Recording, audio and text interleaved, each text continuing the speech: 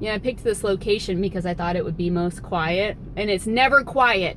It's never quiet. I don't know if this neighborhood is busier than I think it is, or if everyone is just out when I do a video. Hey gang, how's it going? I know it hasn't been long since I did another chatty car vlog session with you guys, but I'm out running errands and I'm about to go meet up my friend for lunch, so I thought I would talk to you guys really quick as there's something that is on my mind. Hi neighbor. So to preface, I teach Bible study to the high school students, and today is Monday, February 1st, and I found out from them that this weekend 2 students at their high school committed suicide. It really had me thinking. I completely changed up my lesson that I was going to teach, and we talked about that, and we talked about anything and everything that they had on their mind regarding that. And then I spent maybe 5 minutes giving the lesson that I was going to give, just because a lot of parents get upset if I don't follow lesson plans, blah, blah, blah, blah, blah. It got me thinking about you guys, my viewers. You know, I see who my subscribers are, and you guys are young. I have a lot of young viewers, and so I checked to be exact as to how many of you guys are of what age bracket. So about a little bit more than 20% of you guys are high school age. And then about 40% of you guys, or a little bit more than 40% of you guys, are the ages of 18 and 24. And then another 20% of you guys are the ages of 25 and 34. And I guess a lot of you guys look younger than what you really are. But I was thinking a lot more of you guys were the high school age. But you're still young. Regardless as to what your age is, depression happens to anyone. Depression does not discriminate. And so I guess I wanted to tell you my story on depression and what happened to me. You know, to take myself back there isn't very fun. I will say this, I grew up all the time weighing myself.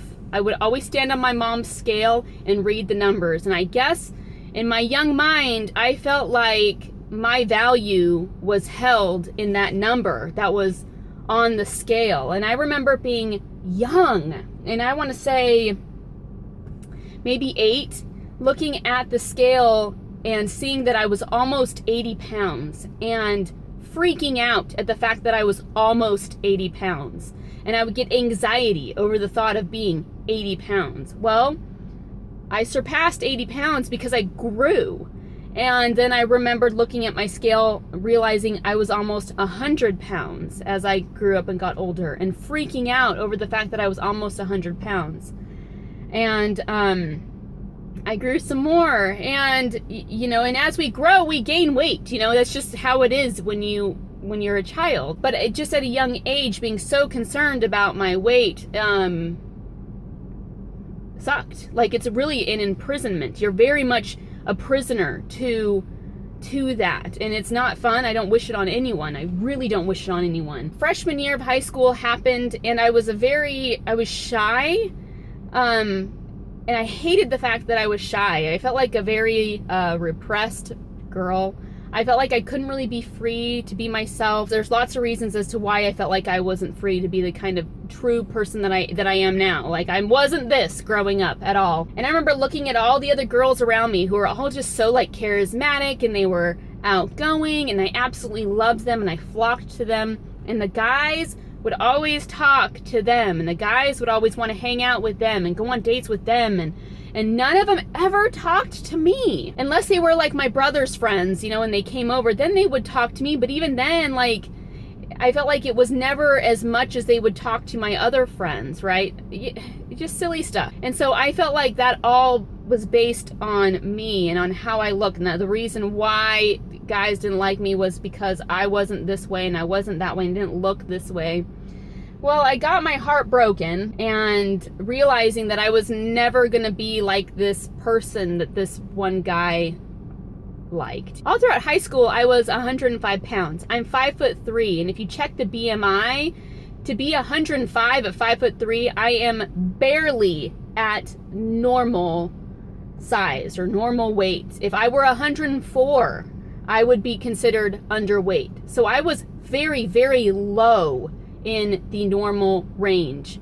of BMI. But around this time, I started seeing myself as someone much larger in the mirror than I really was. And I realize, of course, now that I had body dysmorphic disorder. I remember one summer just being absolutely heartbroken, and it seemed like no matter what I did or how I looked or, you know, how I dressed, how I did my hair, how I did my makeup, whatever, this boy didn't like me. And I remember looking at myself in the mirror, and I had really no self-esteem back during those days. I'm telling you all this, I'm really like just word vomiting all of this because I know that there are many of you that go through this on the regular. I know there are many of you that feel this daily. And I want you guys to know that you are not alone at all. So I did not have a self-esteem. I did not have a self-esteem until I was married.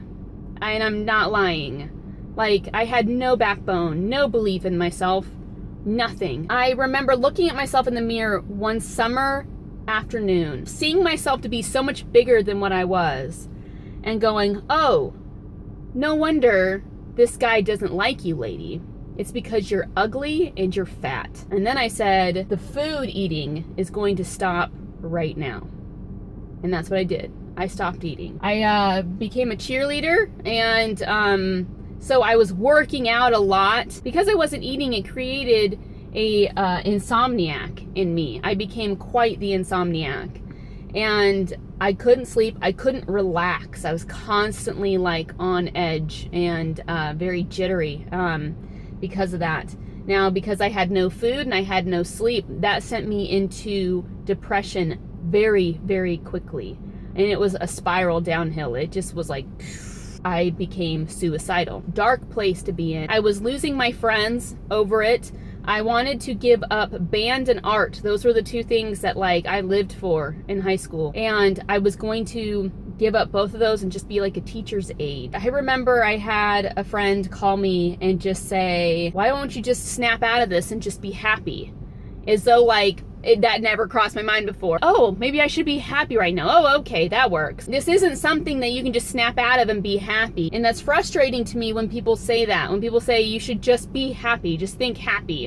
Why aren't you grateful for all the stuff that you have? It's not that easy that you can just wake up. It is literally like a mental shut off. Like you are not in the same place. You don't see the happiness in life anymore. You don't feel happy anymore. You don't even feel like yourself anymore. You literally feel like you're just existing, that you're just inside of a body. And sometimes you don't even feel like you're in your body. A lot of times, like I would walk around places and just feel like this empty shell and wondering how in heck I'm moving forward. I remember at this time too that I would pray all the time for God to help me out, make me happy, give me a sign, help me see that life is going to be better than this. And during this time, I felt like the Lord was literally not there in my life. Like, I felt the heavens were absolutely shut. Those who have had depression understand this feeling. And now I do not know if it's because my mind was so skewed that like I just couldn't feel God, or I couldn't believe that he was there, or if this was literally a test that God put me through and he did forsake me, close the doors of heaven from me so that I can know how it feels to be utterly alone. I remember laying on my bed, and I was 15 years old, begging God, reaching my hand up to like the sky and just going, please let me feel you. I can't feel you. And like nothing was there. In my mind, I felt that if I could see my future and that I could see that I was married and with kids, that would mean that I overcame my depression and that I was happy. So I remember begging God just to show me a glimpse of it. I didn't need a lot. I just wanted a view, a picture of it, anything. Just show it to me. And I never received that. And I would pray for that all the time. Here I am, 15, 16 years old. I went through my days and I'm realizing there is no way out. At least in my mind, there is absolutely no way out of this depression. And I honestly felt like the only way to get out of this depression and to be happy again was to die. I felt like that was just the end. Like it didn't make any other sense, any other way. Like I knew the person that I was before, the happy person that I was before, and I could not at all see myself being that person again. I honestly thought this was it.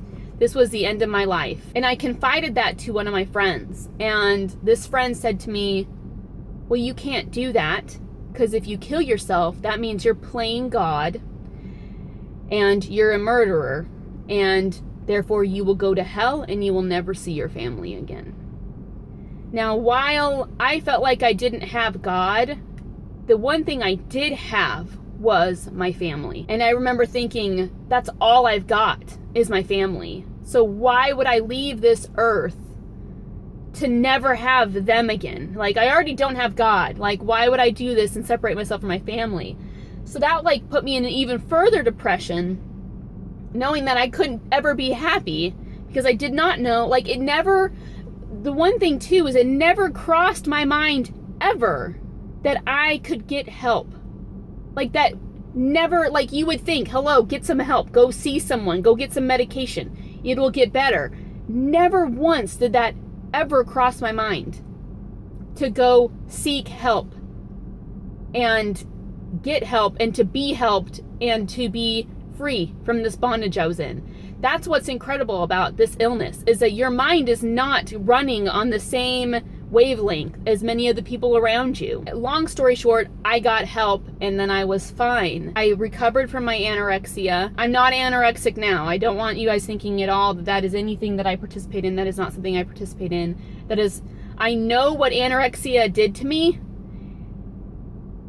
that I refuse to go back to that. I remember I was about the age of 25 and I had just had my third child, and I remember laying in bed thinking about life, right?